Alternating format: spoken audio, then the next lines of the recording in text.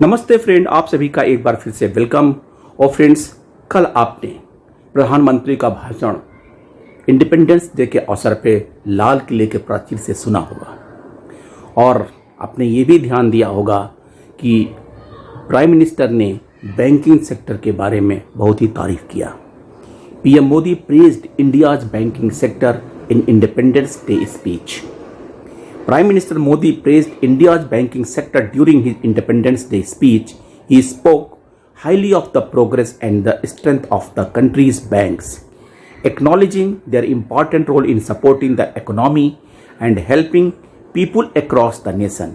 He also highlighted how the banking sector has improved over the years, becoming more accessible and reliable for everyone.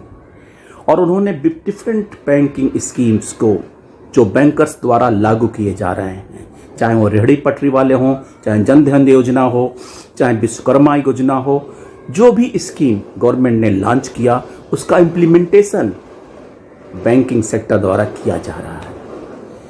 यहाँ पे कहना उचित होगा कि अगर आप ये इनका भाषण की एक वीडियो सुने तो मैं आपको बताऊं उसके बाद क्या मैं कहना चाह रहा हूं। साथियों, हमने राजनीतिक मजबूरी के कारण नहीं किया है। हम जो गिनती कर रहे हैं वो राजनीति का भागा गुणा करके नहीं सोचते हैं। हमारा एक ही संकल्प होता है, नेशन फर्स्ट, नेशन फर्स्ट, राष्ट्रहित सुप्रीम। ये मेरा भारत महान बने, इसी संकल्प को लेकर के हम कदम उठाते हैं। साथियों, जब रिफॉर्म की बात आती है, एक लंबा परिवेश है। अगर मैं उसकी चर्चा में चला जाऊंगा तो शायद घंटों निकल जाएंगे, लेकिन मैं एक छोटा सा उदाहरण देना चाहता हूं। बैंकिंग क्षेत्र में जो रिफॉर्म हुआ, आप सोचिए बैंकिंग क्षेत्र का क्या हाल था। न विकास होता था, न विस्तार होता था, न विश्वास बढ़ता था।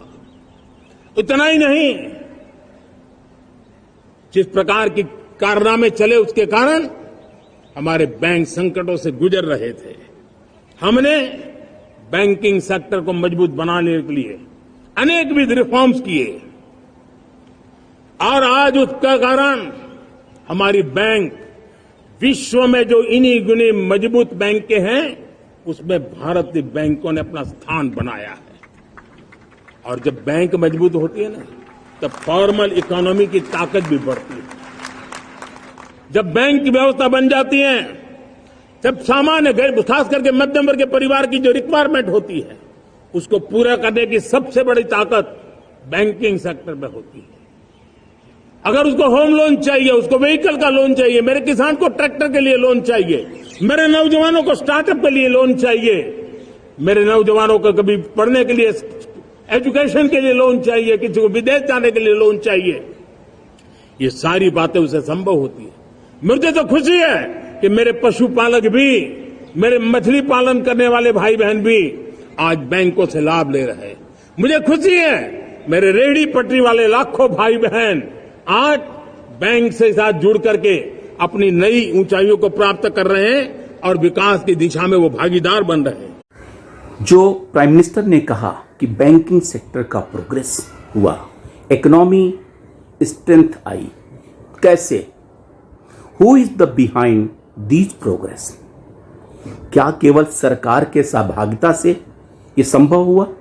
नहीं, ये केवल बैंकर्स की वजह से, बैंक एम्प्लॉइज की वजह से, बैंक ऑफिसर्स की वजह से, जो भी उसमें सम्मिलित हैं, उन स्टाफ की वजह से, उन एम्प्लॉइज की वजह से ये प्रोग्रेस हुआ, जो आज देश के प्रधानमंत्री लाल किला के प्राचीर से गौरवान्वित महसूस कर रहे हैं। देश की इकोनॉमी के लिए कोविड-19 में जब इस तरह की महामारी आई थी तो बैंकर्स रात दिन अपनी जान की परवाह किए बिना काम करते रहे और हमारे इकोनॉमी को जो ग्रोथ मिला है, जो विकास की गति तेज हुई है, उसका सबसे बड़ा अहम जो रोल है वो बैंकर्स का है, बैंक एम्प्लॉइज का है।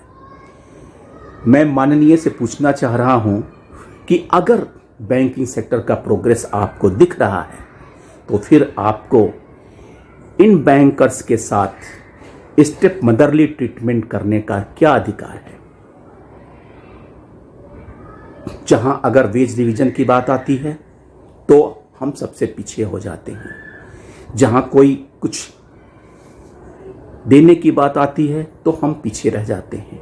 आपको याद है नो 5 डे बैंकिंग, पिछले कितने साल से ये मामला चल रहा है, लेकिन सारे प्रपोजल जाने के बाद आईबीए के द्वारा अभी इस पर कोई अमल नहीं हुआ।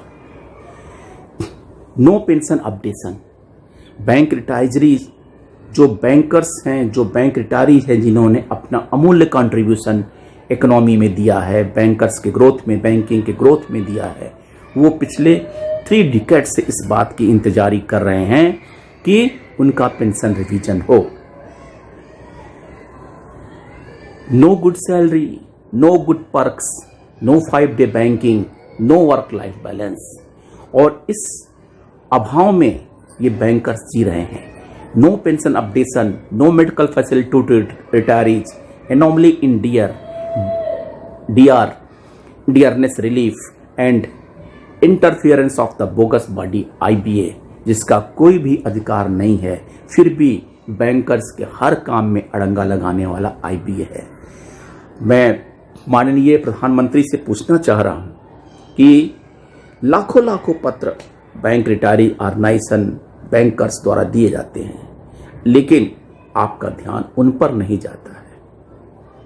चलिए, कम से कम इस बात का एक्नॉलेज आप कर रहे हैं कि बैंकिंग सेक्टर में ग्रोथ हुआ, बैंकिंग में रिफॉर्म्स आई, और उन सब के पीछे केवल 8 लाख बैंकर्स का हाथ है जिन्होंने वहां तक इस मुकाम तक पहुंचाया। शायद मेरी आवाज वहां तक पहुंचे और आने वाले दिनों में बैंकर का भविष्य सुरक्षित रहे। थैंक यू फ्रेंड्स, नमस्ते।